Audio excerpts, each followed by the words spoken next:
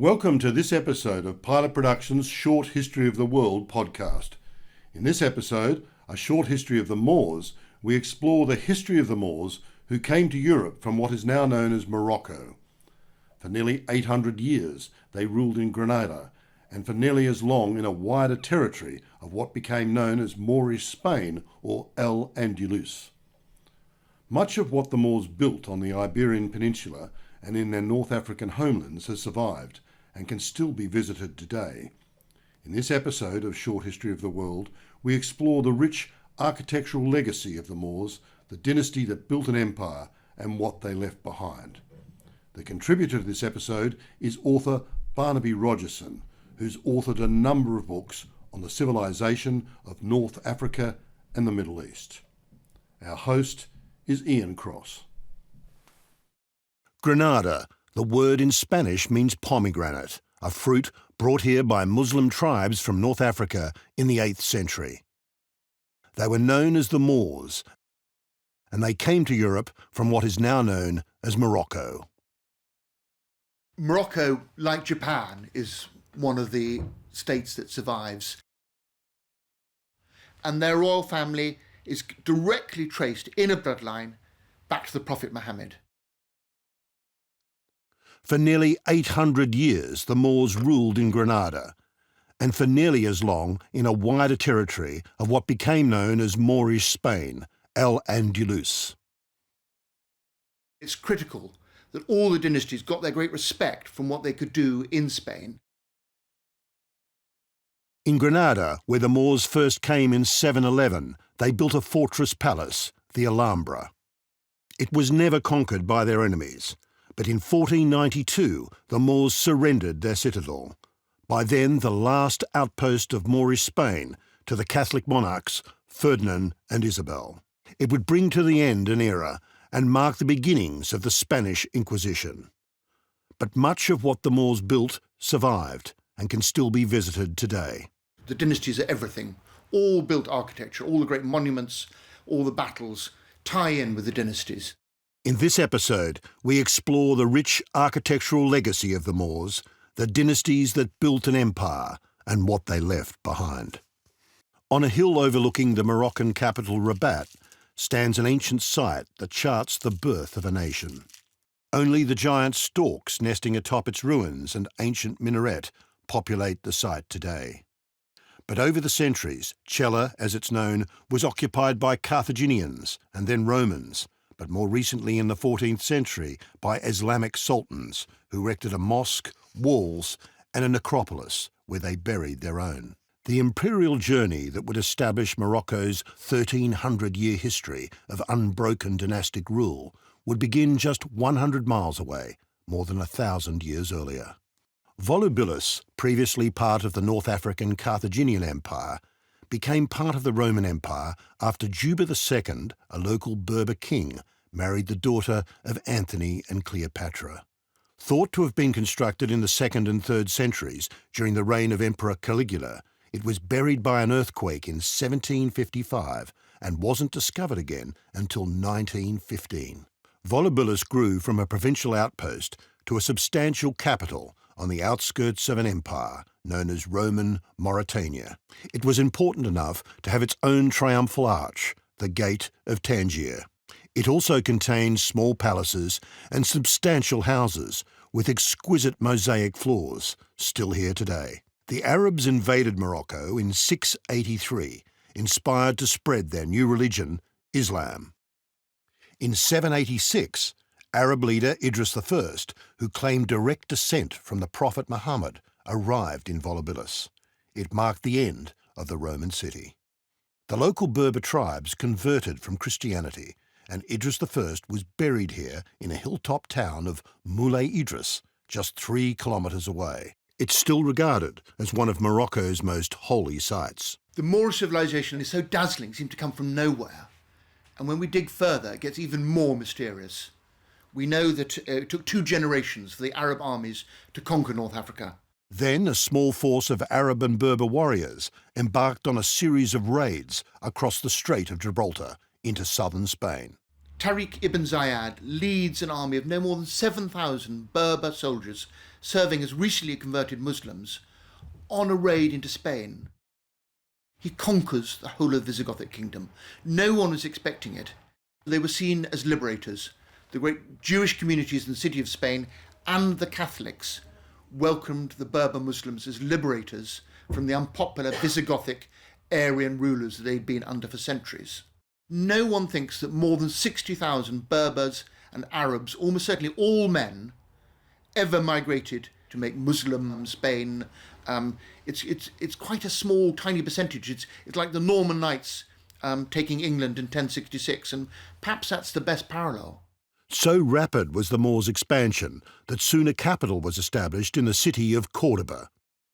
Prince Abd-al-Rahman escaped here with his family after the fall of the Umayyad dynasty in Damascus in 725 and its replacement by the Baghdad-based Abbasid dynasty. Not surprisingly, the centrepiece of his new caliphate, the Mesquita Mosque, which he began building here on the site of a church 30 years after his arrival, combined indigenous designs with those that borrowed features from the Great Mosque of Damascus. The Great Mosque at Cordoba is dazzling. When you go in there for the first time, you're lost in a forest, like it was equated earlier on with a palm orchard of Syria. Outside, it's a very humble exterior wall. But inside, you've got this row upon rows of arches, double arches, and this extraordinary gilded mihrab, which is the direction of prayer, with this sort of backlights of glow of gold behind, and this extraordinary bell tower.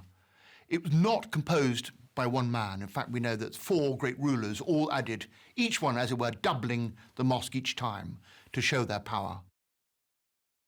The extraordinary fact that most visitors stumble upon is that there's a cathedral embedded inside now.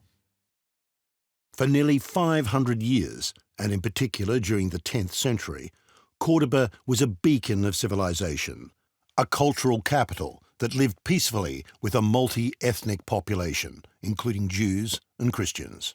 Cordoba was one of the great 2 cities of the Mediterranean. I think it was equal to Constantinople at its heart. We're talking of at least 500,000 people, an extraordinary powerhouse. You've got an incredibly sophisticated, alive intellectual community. But throughout their history, Muslim empires expended as much energy competing against or fighting each other as they did warring against the infidel. A characteristic of the Muslim Near East in the Middle Ages is the movement between dynasties. Groups fight each other. They are fighting within the Muslim world as well as against their opponents outside the Muslim world. Of course, this is a characteristic that's shared across the West as well. You find endless examples of countries and families within countries fighting one another, and a group moves to the fore and takes over. While Abd-al-Rahman consolidated his power in Spain, in Morocco it was Idris II, the son of Idris I, who went on to establish the city of Fez, which remains to this day one of the great strongholds of the Islamic faith. 2,000 Arab families came to settle here in 814, followed by 8,000 Arab families from Spain. Fez is famous for its medieval Medina, with its labyrinth of narrow streets and alleyways.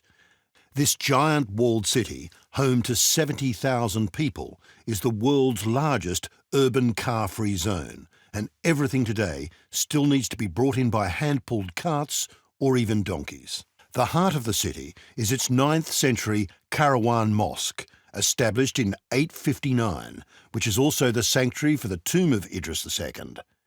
It contains what is thought to be the oldest university in the world. Over the centuries, the mosque has been encased by the Medina surrounding it. Fès est une ville cosmopolite. Elle a accueilli d'abord les Berbères, les Arabes, les gens qui venaient de Palestine, d'Irak et du nord de l'Arabie, et surtout les Andalous. Donc un mélange de cultures qui a donné une richesse considérable. Mais il était lié à un réseau d'échanges, non seulement d'échanges économiques, mais d'échanges d'hommes et de biens, d'idées. Donc il y avait des artistes qui venaient, des artisans, des savants qui enseignaient à l'université, des militaires et parfois des constructeurs qui faisaient les bâtiments en même temps. After the death of Idris II, a new dynasty came to power, and they would found another great city and make it their capital. What is known today as the Pink City was founded in 1062 by a Berber dynasty known as the Almoravids.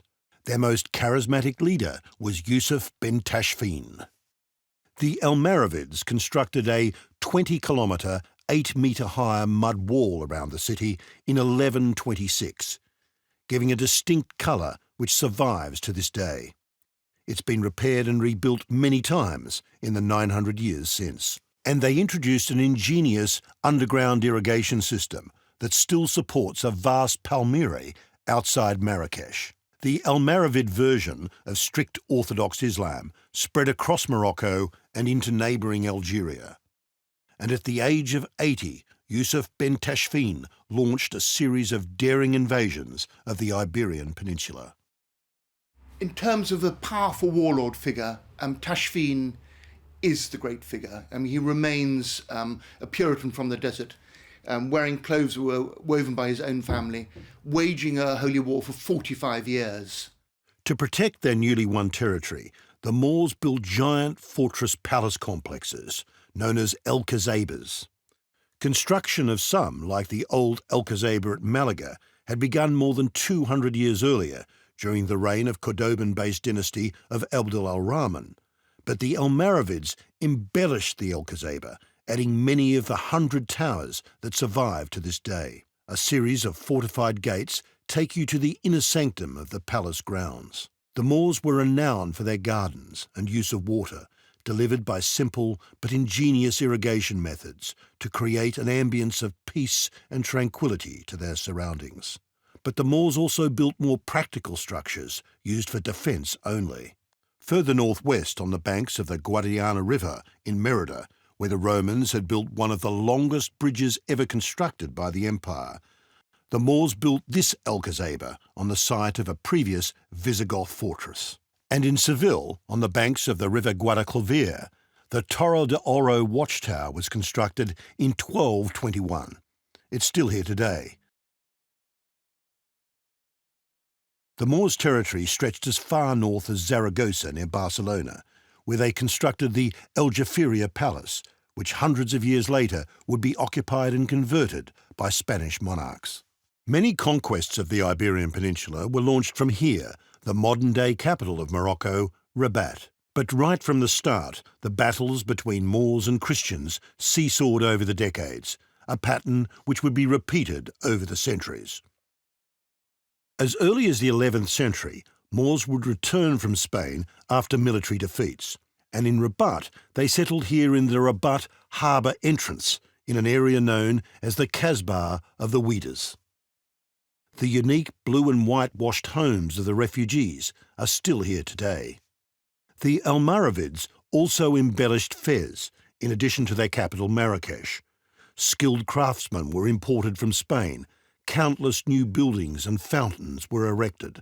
By 1145, we're told there were 10,000 shops and 785 mosques. But very few monuments from a century of Almoravid rule remain. In Marrakesh, the most significant remaining Almoravid mosque is a small shrine known as the Kuba, now undergoing restorative work. The Almoravid successors, the Almorads, were also Berbers, but when they overthrew the Almoravids in 1147, they plundered and destroyed their legacy, a trend that would be repeated with coming dynasties over the centuries. From their bridgehead cities in Spain, warrior Sultan Yaqub el-Mansur won great battles, first in Portugal. Renowned as a great builder of mosques, he then defeated the Christians at Vera and Alarcos in Spain. El-Mansur's most famous mosque was the Katoubia here in Marrakesh. Its 70-metre-high tower became a prototype of the genre, its influence apparent in Moroccan minarets since the 12th century. And the towers are also fully functional. They're not decorative. They're not little finials like a sort of Mamluk tower or Ottoman minarets. They've all got practical ramps. They're all lit with light wells, and they're all used for the muezzin. Often the commander, the sultan, the emir, the caliph himself, climbing to the minaret tower and calling his army together in the mosque. So there's obedience and order, almost a sort of Norman respect for architecture as an expression of state power. The design was also copied in the Moors' Spanish territories. Seville's massive cathedral, the world's largest, is itself a former mosque. Its giant bell tower, the Giralda, used to be a minaret. The tower is 342 feet high and remains one of the most important symbols of the city, as it has been since medieval times. The Almohads used the Ketubia in Marrakesh as a model for the Giralda. The tower's first two-thirds is the former minaret, built between 1184 and 1198, and the upper third, Spanish Renaissance architecture. After Seville was taken by the Christians in 1248, this former mosque was converted into a church.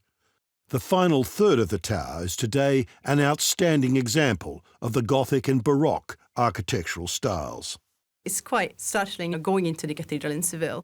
It still has the feeling of having been something else in the past. Donc c'était les mêmes artisans, les mêmes architectes, les mêmes décorateurs. Construit la Giralda de Séville, la Koutoubia de Marrakech et la Tour Hassan de Rabat. Voilà, avec le même style almohade, très élégant, mais en même temps austère, parce qu'il exprimait exactement la conception religieuse de leur dynastie. In Rabat, you find Yaqub el-Mansour's great unfinished work. It's known as Hassan's Tower, and it was to be the greatest mosque in Western Islam. El-Mansur died when it was half built, and it remains in that state today. After the death of el-Mansur, the Almoravids were in turn overthrown by the Marinids, who achieved fresh victories in Spain and conquered Algeria, and made Fez their capital in 1248. They build the most beautiful things you can see in Morocco. Difficult not to fall in love with them, but they're like a Renaissance dynasty in Italy. They live well, they build beautifully, but their soul is rotten, even if their heart is strong. They were responsible for the madrasas, Islamic boarding schools that can be visited today. Madrasa Bou Inania in Fez was built between 1351 and 1357 by Marinid Sultan Bouanan. It's been impressively restored with elaborate tilework and beautiful cedar lattice screens. Bouanan also built this madrasa in Meknes, completed a year later in 1358. It's typical of the exquisite interior design common to Marinid monuments. Students 10 to 14 slept in tiny rooms on the first floor. Under the Marinids, many refugees arrived in Fez from Spain as battles with Christian Spaniards intensified. They settled on the other side of the river in a quarter known as El Andalus. Among those arriving were skilled Granada craftsmen whose legacy can still be seen today.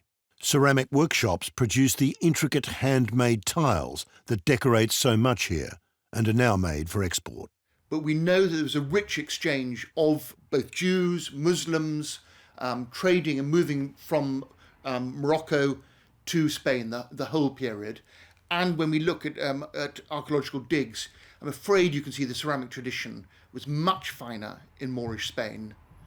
And the weight of the evidence is that Andalusia was the creator, Morocco and to a certain extent Algeria was the executor of this artistic genius, and added its own Islamic purity. So it's a subtle combination of, as it were, the patron as North African, the craftsman Andalusian, and the two of them making something totally exceptional. Copperwork is also a proud artisan tradition, as is leatherwork. Tanneries within the Medina process skins for leather goods. The most famous tannery, Charuwara, is world famous. There were also Jewish refugees escaping persecution in Spain. At one time, 250,000 lived here in a specially created mela, or Jewish quarter. Their old houses remain, their open balconies looking into the street. When you go to Fez, you see the mela. It's right beside the palace. It's actually within the protection of the palace citadel walls. So the Sultan had his Jews right beside him to do all the things he needed to do. To make metal, to make guns, to make jewellery, to be a sort of bankers. All of those things were prescribed either by tradition or by Islam. At that period, there was a Moroccan tradition against mixing metals and working with metals, and they preferred, whenever there was a possible alternative not to involve themselves in transmuting gold and silver and working jewellery. And it was always kept as an aspect of the Jews.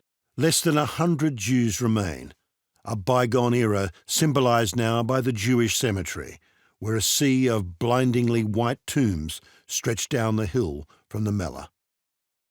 The Marinid sultans who welcomed the Jews were buried in far grander surroundings on a hilltop overlooking Fez.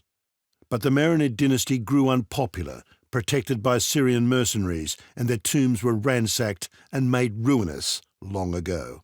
The Marinids lost power because they started losing wars in Spain, and then many ports in Morocco too, raising taxes to try to introduce new bronze cannons to keep up with European technology. They became hugely unpopular. They got throttled by this double act of trying to raise money and trying to win this war against the Spanish. And emblematically, a bit like the French Revolution, people don't talk about it so much in Morocco. In 1465, the last Marinid, Abd al-Haq, is toppled in a popular rising in Fez and dragged through the streets by his heels like a goat, and had his throat cut and his body thrown out by the city gates. And that's the sort of emblematic end of this dynasty that didn't cut the mustard. Meanwhile, in southern Spain, or Al-Andalus, today's Andalusia, the Moors continued building, an architectural legacy still here today, in the winding alleys of the old Jewish quarters, particularly in Córdoba, Seville, and here in Granada, where one of Moorish Spain's most spectacular buildings, the Alhambra Palace, still stands. Work began on the Alhambra fortifications in 889, but the complex evolved over several centuries, with work on its three palaces not completed until the end of the 14th century. The Alhambra was the last surviving Islamic citadel in medieval Spain. It was a huge fortress and palace on top of a hill which took the Castilian armies centuries to conquer.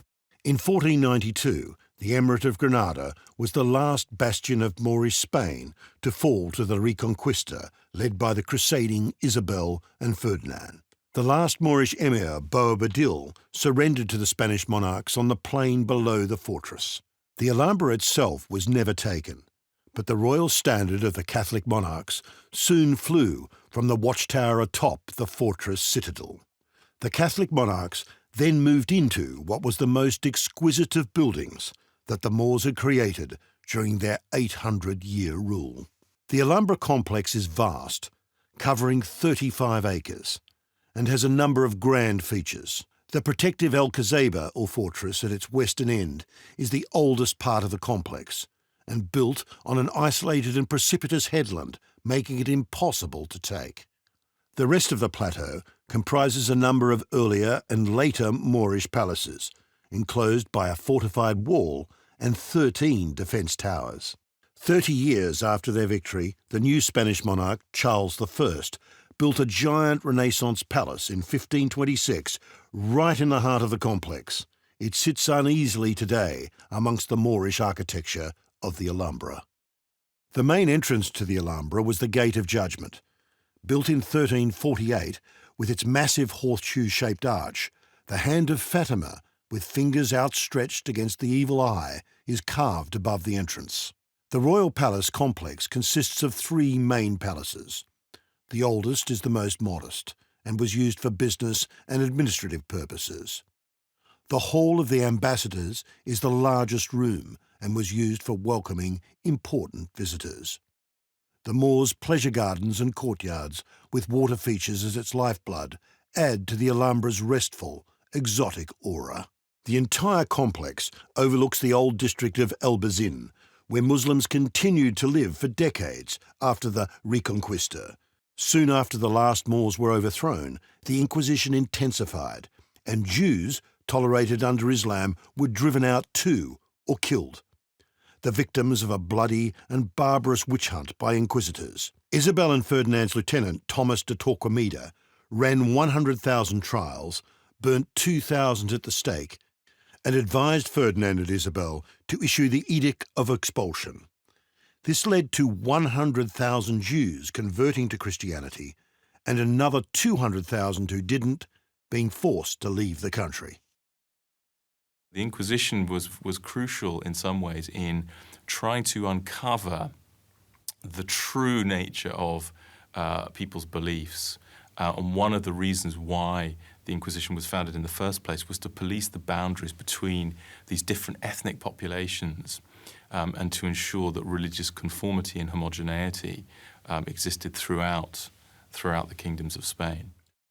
The Alhambra, the most famous of Moorish palaces, may still be here today, but after the Reconquista, inquisitors tried to eradicate Muslim culture too, carrying out mass baptisms, burning Islamic books, and banning the Arabic language. By 1500, about 300,000 Muslims had been baptized and converted under threat of expulsion. But these Moriscos, as they were known, were eventually expelled 100 years later.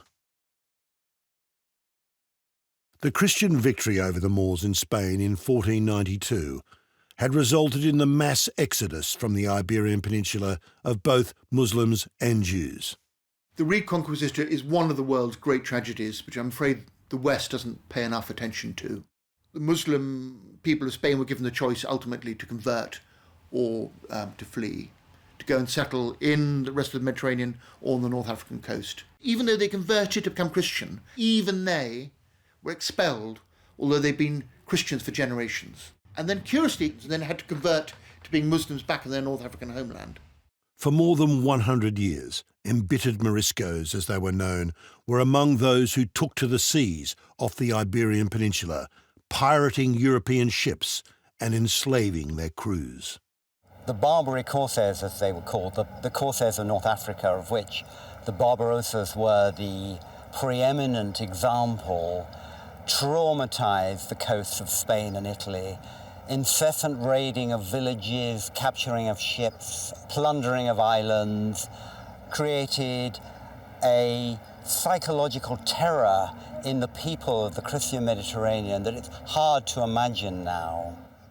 They were very fast, they knew the sea very well, and they could be very, very powerful, controlling the shipping. And of course, they attacked the ships, and they get the booties, they get the slaves for their ships, and then sold it. It was also holy war. It was payback for the expulsion of the Moorish population from Spain. There was religious revenge there. We know that at their height in the 17th century, they're raiding Iceland, Cornish coast, even the town of Baltimore in Ireland gets hit by Barbary Corsairs in the night, swooping up and taking captives. Even small fishing boats, 3 or 4 family members from a Cornish fishing village would be taken down and made slaves. The white slaves were destined for ports like this one in Celle, still here today. It's estimated that over a period of 100 years, 30,000 Europeans were captured and sold into slavery. There were tens of thousands of white slaves in North Africa. In fact, a recent historian has calculated there were more British slaves working in North Africa in 1621 than there were colonial settlers in the North American colonies. We know about ambassadors going down to the courts begging for relief. We know about ransom societies in Europe raising money by rescuing some of the Barbary Corsairs, who then had to sign a document putting them on tour with their chains, going around all the towns and cities of Europe, raising money for the next lot of captives to be released. And famous people like Don Quixote, worked and endured slavery. And it was slavery with hard labour. Those walls and Meknes we see, we know from ambassadorial accounts, were partly made with white slaves. Powerful image. The Morisco raiding party set out from North African ports and reached as far east as Italy, where they attacked shipping along its western coast. It wasn't just European slaves being seized by Moors. Moorish slaves were also taken by Europeans and sold in slave markets in port cities like Livorno. This sculpture, known as the Four Moors, shows Ferdinand de' Medici, the Grand Duke of Tuscany, towering over 4 shackled Moorish slaves. These giant bronze statues, created by Tuscan sculptor Pietro Tacca, a pupil of Giambologna, were erected between 1623 and 1629. The statue of the Duke, the founder of Livorno, who made a name for himself fighting the pirates, was elected 25 years earlier. Diminished of their Spanish territories, the Moorish Empire nevertheless remained a powerful economic force in North Africa in the 17th century. But it was trading goods rather than slaves that made Moorish cities such as Marrakesh wealthy. We forget just how important West African gold was to the ancient economy.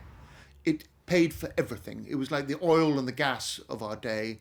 For 1,000 years, the gold dust extracted from the upper waters of the Niger, panned with ostrich feathers, was packed into quills and sent across the Sahara. A trading caravan could do about 10 days in the heat of the Sahara. Then it needed to be somewhere in an oasis to recover its strength for a fortnight, both for the men and particularly for the camels.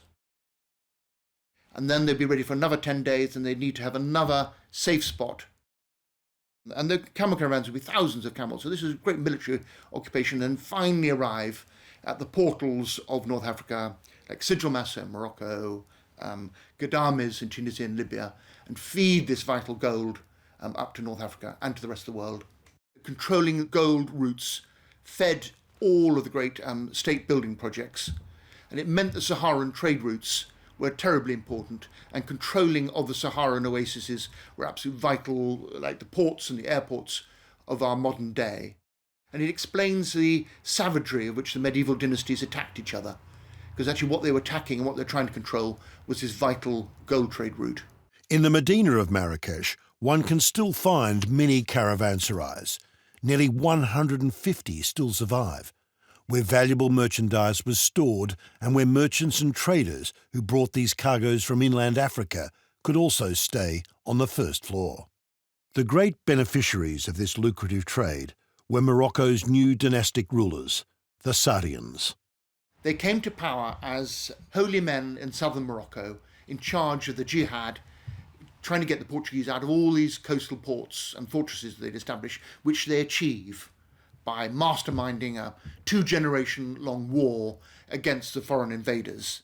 The Saadians bring everything together into its sort of dazzling culmination of style and grandeur. Overlooked by the Marinids, Marrakesh in the late 16th century enjoyed a renaissance under the new Saadian dynasty. They established a Jewish mellah or quarter in 1558, where 6,000 Jews were relocated. Today, with other mellahs in Moroccan cities, most Jews have left, and just a small synagogue remains. However, their impact on cultural and commercial life in the city is felt to this day. The Jews in Morocco were very, very influential, partly because they had so many talents. They were very interlinked with government.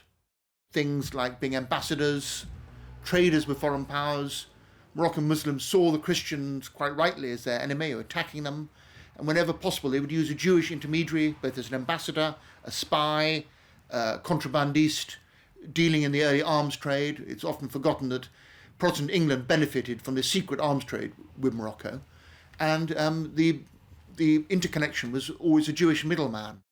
The Al-Badi Palace, a 360-room palace commissioned by famous Saadian Sultan Ahmed al-Mansur, was considered a wonder of its time. Featuring sunken gardens and reflective pools, it was decorated in gold, turquoise and crystal. Treasures all plundered by the later Alawite Sultan, the infamous Moulay Ismail, who used them for his own palace in Meknes. Saadian Sultan al-Mansur also spared no expense in his glorious mausoleum. Also buried here were 60 members of his family and trusted Jewish advisors. Al-Mansur died in splendour in 1603, but Moulay Ismail, who had plundered the palace, had the mausoleum walled up as well. It was only discovered by aerial photography nearly 300 years later, in 1917. Even today, the tombs are only accessible through a small passageway in a nearby mosque. There are only traces in Marrakesh today of the refined taste of the Saadian artisans, such as in this small riad, where the original features have been painstakingly restored to their amazing colours, an indication of the vibrant decorations for which the Sardians were renowned. Moorish architecture is full of different forms. I mean, the thing to concentrate most perhaps is the horseshoe arch, evolving out of Roman and Byzantine forms. And so it uses brick and stone. The other great detail is a very Mediterranean delight in courtyards, courtyard gardens, running water, scent, the flowing in of garden space with a house. Another detail of Moorish architecture that everybody notices is the Dadio-like wall levels of zellage tiles, there's mosaics, there's geometric tiles. And so you have this fusion. You can't put your finger on one identity of Moorish architecture, but if you start combining all of these details, and with this great Islamic purity, there's no figurative art, there's no sculptures, there's no wall painting. There's this pure delight in geometric forms and in nature. C'est pour ça que le Maroc reste un des grands lieux de la conservation des traditions hispano-mauresques. Donc non seulement c'est de l'art matériel, c'est-à-dire l'architecture, le décor, etc., mais aussi la culture immatérielle, comme la cuisine, la musique, les savoir-faire et ainsi de suite. Donc le Maroc est resté un conservatoire important des traditions arabo-andalouses. Pour ça, on le voit beaucoup dans l'architecture des villes qu'on appelle les villes impériales. Many of these concepts come together in the traditional house or riad, found in Medinas in Moroccan cities today. Toutes les maisons, les riads, les palais, ils sont structurés de façon introvertie. Donc, les meilleurs de ce qu'on peut voir, c'est à l'intérieur. C'est une civilisation qui cache, qui dissimule la richesse. On ne l'exhibe pas. On cache. On va à une muraille austère, avec juste des orifices, des fenêtres ou des portes un peu décorées, mais pas trop. Et après, on va tout de suite à un patio bien décoré. La façade est intérieure. C'est une civilisation aussi qui, dans son urbanisme, elle fonctionne selon les catégories montrées, cachées, visibles, invisibles, internes, externes. When they assumed power, the Alawites, led by Sultan Moulay Ismail, moved the capital from Fez to Meknes. Meknes a été ville impériale grâce à Moulay Ismail. C'était le deuxième souverain alawite, après Moulay Rachid, qui était le premier, le deuxième c'est Moulay Ismail. Et il ne s'est pas installé à Fès parce qu'il y avait de mauvaises relations avec les gens de Fès. The new Sultan went on to become one of the most enigmatic rulers in the history of Morocco. Moulay Ismail is still a dazzling figure. He's bigger than Louis XIV. He is an all-embracing monarch in Morocco. He's pious, he's strong, he's fecund, he's powerful, he's a warlord, he's a builder. Donc la ville impériale de Meknès a duré 55 ans. Donc pendant 55 ans, il n'a pas arrêté de construire. Certainly not lacking in ambition, Ismail built 12 grand palaces, enclosed by 25 kilometres of walls and ramparts. Modelling himself on Louis XIV, his summer palace was meant to be the equivalent of Versailles. He made sumptuous gardens watered by great reservoirs, and built the gate Bab Mansour, said to be the grandest gate in all of Morocco. The inscription above its elaborately carved entrance reads, "I am the most beautiful gate in Morocco. I am like the moon in the sky. Property and wealth are written on my front." He's still there. When you go to Meknes, the extraordinary extent of walls, fortresses, broken palaces, all have got one crater, Moulay Ismail. And you begin, as you stagger around these extraordinary extent of ruins, to wonder about the nature of this man, this 17th century emperor. So what do the ruins of Meknes tell us about Moulay Ismail? He was a flamboyant character. He fathered hundreds of boys, more than hundreds of daughters. He had very charismatic wives. He had a representative beauty from each of the races of the world. He had an English girl captured by the Corsairs as one wife. He had a very powerful black wife who was sort of the sort of dowager queen of the whole empire. And on the back of it, he built up this passionately loyal slave army at its height of 150,000 black Moroccans who essentially came from the Saharan provinces and deep down in West Africa, and were bred and were married as page boys and page girls by the emperor themselves to breed children who would serve like a janissary guard regiment for Morocco. To support his vast army, Ismail built huge reservoirs which watered both the city and the massive stables, which could house 12,000 cavalry horses. The animals were waited on hand and foot, with a groom and a slave for each horse, to ensure that all their needs were met. Today the site is overrun by stray cats. When he died, many of Ismail's grand projects were either incomplete or fell into ruins. But his legacy remains undiminished. Et la part était de parcourir le territoire pour pacifier et aussi pour libérer beaucoup de villes qui ont été conquises par les Espagnols et les Portugais.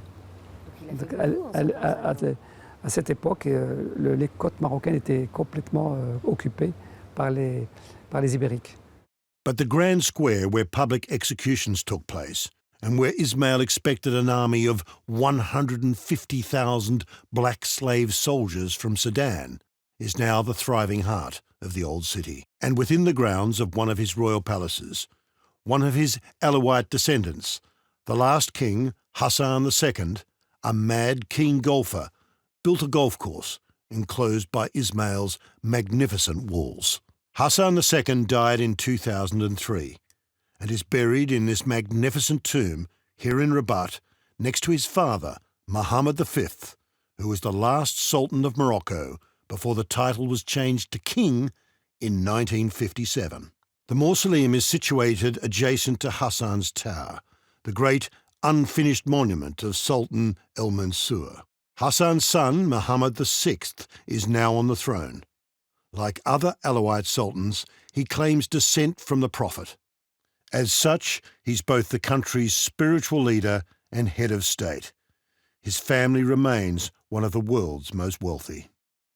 Moroccan royal family is part of this continuous dynastic story of Morocco, where we need a strong central power to hold all the different provinces together. Particularly when Morocco looks at what happened to Algeria, a 10-year civil war, what happened after the strong man in Libya, Gaddafi, collapsed and Libya imploded, what happened in Syria.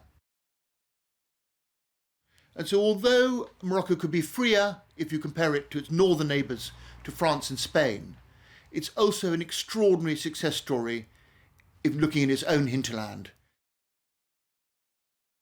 And Morocco has been evolving continuously towards a total democratic horizon. It's not there yet. Hassan II modernised the country, adopting a market-based economy where tourism was developed and encouraged.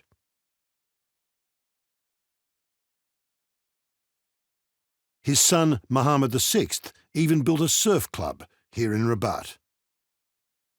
But the royal family's grip on power remains undiminished. They're not always loved, except when Moroccans look at the rest of the world and say, we do need a strong central power. The legacy of the Moors lives on, both here in Morocco and in the great buildings they left behind in Spain and beyond. This remains one of the world's most enduring dynastic civilizations. The contributor to this short history of the world episode was author Barnaby Rogerson. Our host was Ian Cross. Subscribe to listen to more episodes of the Short History of the World podcast by Pilot Productions. Thank you for listening.